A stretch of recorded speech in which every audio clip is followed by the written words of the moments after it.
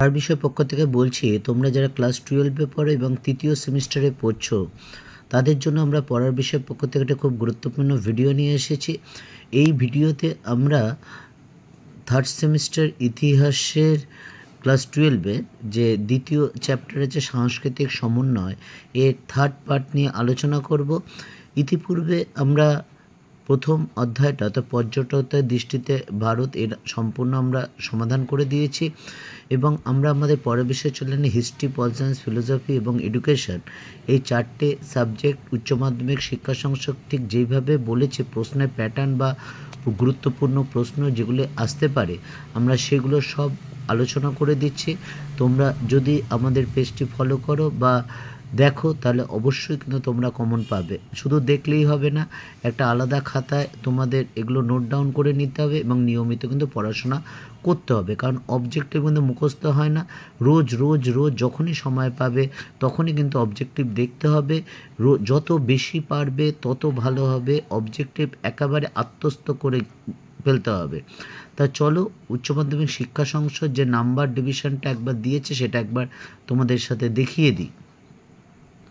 তোমরা থার্ড সেমিস্টারে 50 নম্বরের পরীক্ষা দেবে, কিন্তু 10 নম্বরের প্রজেক্ট হবে অর্থাৎ লেখা পরীক্ষা, অর্থাৎ অন্য স্কুলে পরীক্ষা দেবে গিয়ে 40 নম্বরের। এই 40 নম্বরের 4টে সেটের প্রশ্ন হবে এবং এই অর্থাৎ প্রথম সেট, দ্বিতীয় সেট, তৃতীয় সেট, চতুর্থ সেট, সব কোশ্চেন এক হবে কিন্তু এলোমেলো হবে। যাই হোক, তা এই 40টি কোশ্চেনের মধ্যে 50% হবে খুব সোজা অর্থাৎ 20 নাম্বার এবং 40%-এর মধ্যে 30% সোজাই হবে, তবে খুব একটা সোজা একটু কঠিন হবে অর্থাৎ 12 নম্বর। অর্থাৎ এই 32 নম্বরের দিকে কিন্তু ফার্স্ট আমাদের টার্গেট, অর্থাৎ এই 32 নম্বর যেগুলো আসতে পারে সেগুলো কিন্তু আমরা স্টার্ট দিয়ে দিয়েছি। এছাড়া যে বাকি 20% বা 8 নাম্বার সেগুলো একটু কঠিন আসবে বা একটু টাফ হতেই পারে একটা দুটো। কাজেই আমরা যেইভাবে দিয়েছি সেইভাবে যদি তোমরা পড়ো তাহলে কিন্তু অবশ্যই তোমরা ভালো রেজাল্ট করবে। তবে একটা কথা মনে রাখবে, তৃতীয় সেমিস্টার ফার্স্ট বা সেকেন্ড সেমিস্টারের মতো হবে না। ঠিক মাধ্যমিক যেইভাবে দিয়েছে অর্থাৎ অন্য স্কুলে গিয়ে পরীক্ষা দিতে হবে, বোর্ড প্রশ্ন করবে এবং বোর্ড খাতা দেবে। কাজেই অবশ্যই ভালো করে পড়বে যাতে তোমরা অবশ্যই ভালো নাম্বার পাও। তা চলো আর কথা না বাড়িয়ে আমরা শুরু করি। ইতিপূর্বে আমরা পার্ট 2-এ এই 72 অবধি দিয়েছিলাম, আজকে আমরা এই 73 থেকে শুরু করব। তোমরা যদি দরকার হয় ডিসক্রিপশন বক্সে গিয়ে দেখে নিও আমাদের পার্ট 1 বা পার্ট 2টা। তা চলো আমরা এবার পার্ট 3টা শুরু করি। দেখো 73 নম্বর, নানকের স্তবগানগুলি শবদ নামে পরিচিত। 74, গুরু নানক মারা গিয়েছিলেন কর্তারপুরে 1538 সালে, মতান্তরে 39 সালে। নেক্সট 75, নানকের অনুগামীরা ইতিহাসে শিখ নামে পরিচিত। 76, ওয়াহে গুরু হলো গুরু নানকের অনুগামী অর্থাৎ শিখদের গুরুমন্ত্র। 77, পঞ্চক ধারণ করেন শিখরা। 78, শিখদের গুরুর সংখ্যা হলো 10। 79, বল্লভাচার্য এবং তার পুত্র বৈঠলনাথের 8 জন শিষ্যকে বলা হয় অষ্টচাপ। 80, ব্লাইন্ড বন্ড অফ আরিয়া বলা হয় সুরদাসকে, অর্থাৎ ব্লাইন্ড বার্ড অফ আগ্রা বলা হয় সুরদাসকে। 81টা দেখো, সুরসাগর, সুর সরবাণী, সাহিত্যলহরী, এই গ্রন্থগুলি এগুলো একটি গ্রন্থ। তারপরটা দেখো 82, প্রভু মোহে অবগত চিত না ধরো, এই রচয়িতা হলেন সুরদাস। নেক্সট 83, বল্লভাচার্যের দর্শন শুদ্ধা দ্বৈতবাদ নামে পরিচিত। 84, বল্লভাচার্য শ্রীকৃষ্ণের উপাসক ছিলেন। 85, ঈশ্বরের অনুগ্রহ পাওয়ার জন্য দৈহিক সুখ স্বাচ্ছন্দ্য বর্জনের প্রয়োজন নেই, ইয়া বলেছেন বল্লভাচার্য। 86, গোকুল গোসাইজি বলা হয় বৈঠলনাথকে।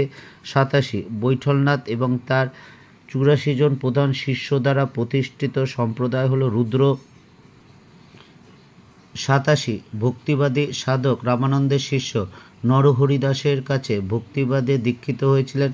88, তুলসীদাসের লেখা রামচরিতমানস গ্রন্থটিকে প্রেম ও ভক্তির এক অনন্য সাধারণ নিদর্শন বলা হয়ে থাকে। 89, গীতাবলী, বিনয় পত্রিকা, জানকী মঙ্গল গ্রন্থগুলির রচয়িতা হলেন তুলসীদাস। 90, আমি হিন্দু হতে চাই না, মুসলিম হতে চাই না, আমি শুধু চাই দয়াময়কে, ইহা বলেছেন ভক্তিবাদী সাধক দাদু দয়াল। 91 কবি ও ভক্তি সাধক দাদুর অনুগামীরা ইতিহাসে দাদুপন্থী নামে পরিচিত। 92 আকবরের সভাসদ ভগবান দাস দাদু দয়ালের কাছে দীক্ষা গ্রহণ করেছিলেন। 93 ষোড়শ শতকের সর্বশ্রেষ্ঠ ভক্তিবাদী সাধিকা মীরাবাই এর আরাধ্য দেবতা ছিলেন গিরিধারী গোপাল। 94 মীরাবাই এর আধ্যাত্মিক গুরু ছিলেন রবিদাস। 95 নৃত্য ও গীতের মাধ্যমে মীরাবাই গিরিধারী গোপালকে প্রতিরূপে আরাধনা করতেন। 96 মীরাবাই এর শেষ জীবন কাটে দ্বারকায়। 97 দেখো মহারাষ্ট্রের সবচেয়ে জনপ্রিয় সম্প্রদায় হলো বারকরি তীর্থ। এই বারকরি কথাটার অর্থ দেখো তীর্থযাত্রার পথ। নেক্সট, ত্রয়োদশ শতাব্দীতে মহারাষ্ট্রে সর্বপ্রথম ভক্তি আন্দোলনের সূত্রপাত করেন জ্ঞানদেব। 99 হিন্দু মুসলমান সকলেই অন্ধ, রাম ও রহিমে কোনো পার্থক্য নেই, ইয়া বলেছেন নামদেব। 100 নম্বর, মহারাষ্ট্র তথা সমগ্র ভারতে মহান ভক্তিকাব্যের শ্রেষ্ঠ কবি ছিলেন তুকারাম। নেক্সট, তুকারাম রচিত ভক্তিকাব্যগুলির আভঙ্গ নামে পরিচিত। একটা জিনিস মনে রেখো, এই দেখতেই পাচ্ছ এই প্রথম 3টে চ্যাপ্টারে 20 নাম্বার আছে, কিন্তু উচ্চ মাধ্যমিক শিক্ষা সংসদ 3টে চ্যাপ্টারতে 20 নাম্বার থাকবে বলেছে, কিন্তু কোন চ্যাপ্টারে কত নাম্বার থাকবে এটা বলেনি। মোটামুটি এই চ্যাপ্টারগুলোতে 6 থেকে 8 নম্বর করে থাকবে। তবে একটা জিনিস, অবজেক্টিভ প্রত্যেকটা বই ভালো, ছায়া প্রকাশনী বলো, রায় মার্টিন বলো, তারপর শ্রীধর প্রকাশনী বলো, পারুল বলো বা সাতরা বলো, প্রত্যেকটা বই ভালো। এবং যেহেতু অবজেক্টিভ সেহেতু কিন্তু এক এক বইতে বেশ কিছু অন্যরকম অবজেক্টিভ আছে।